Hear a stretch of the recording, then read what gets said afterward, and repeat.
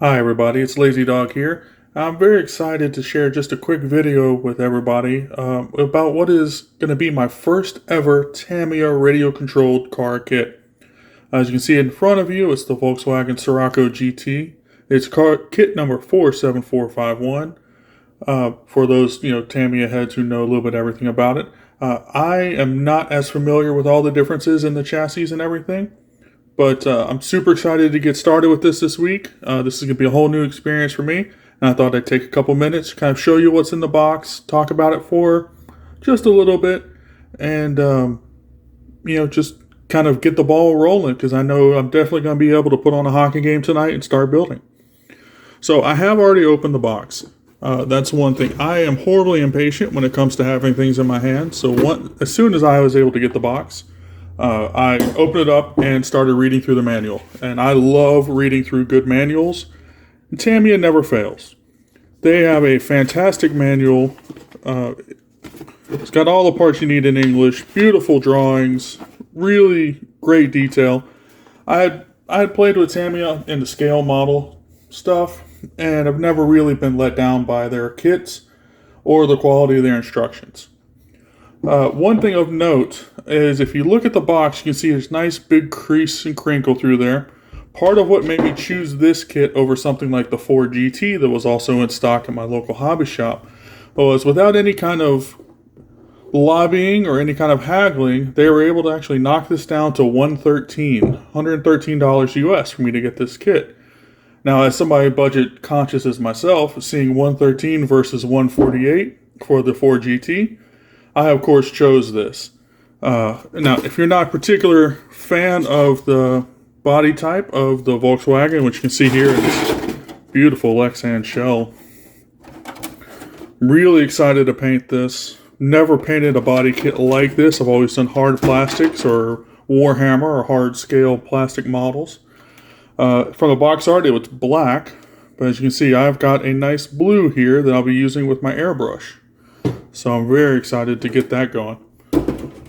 As I was saying, if you don't particularly love that body type, they make a lot of other body shells, both Tamiya and third party. So I can really make this car look like a whole plethora of different vehicles just by changing the body shell and keeping the pieces underneath pretty much the same. Here we got a bit, looks like differential case, some wheel hub type things. I don't know all the terms and everything, obviously, since it's my first kit. Got instructions on how to mess with the body, cut out the decals, how to separate it. That'll come into play later. This does have the TBLE04S, which I'm reading about is the new upgraded ESC. And one of the benefits is that it can do both brushed and brushless. And if I read what I read online correctly, I can set a low voltage alarm that will also work for brushless. So that way you don't worry about running for lipos, that way you don't worry about running your lipos too low and damaging the cells. Now, if I did read that wrong, it's a very simple fix. You get a lipo alarm. I have it hooked in there in line, and then the alarm goes off before the lipo batteries get too low and damage themselves. I am happy either way with that. Here we got the rear wing or spoiler and some, looks like the rear view mirror parts. Plastic wheels, but that's fine. Plastic wheels are fine. I'm building this pretty much stock. I did buy one upgrade piece that I'll discuss later. Here we go. We got the tub. Everything looks good. Nice bagging. The trees look nice.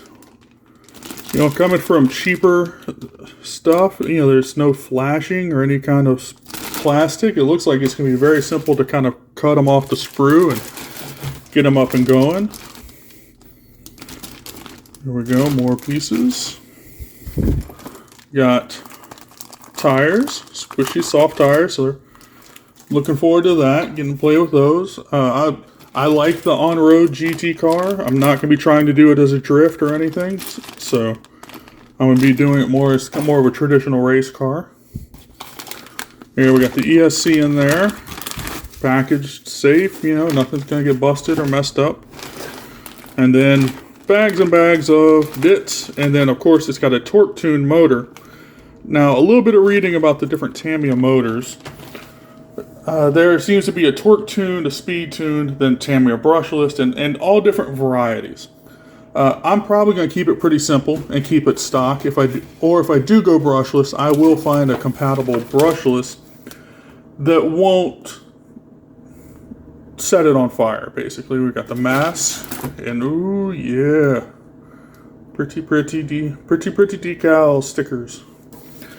The reason being, I'm not racing anybody. There's nobody to impress but myself. So I just want to do what I think will be fun, and something I can drive around parking lots and open spaces and enjoy myself. Now I talked about upgrades, as if you more likely you know if you know Tamiya, or you might have heard other people say that these kits, especially these budget or beginner entry-level kits, tend to come with plastic bushings. I went ahead and ordered the proper ball bearing kit. I double checked, got the TT-01 Type E chassis ball bearing set. I did buy the Tamiya option. I know there are other manufacturers who, you know, I don't even have to list off, but everybody knows who they are, who make ball bearing kits. But I was able to get the Tamiya ones at a cheaper price and with better shipping. And again, since I have to pay everything out of pocket, sometimes pinching pennies matters.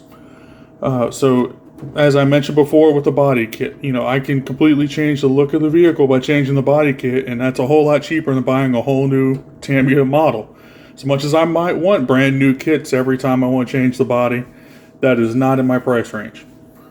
But these ball bearings are great. They replace the plastic bushings, as I mentioned. They're going to last longer. They're going to work better. They're going to be run smoother.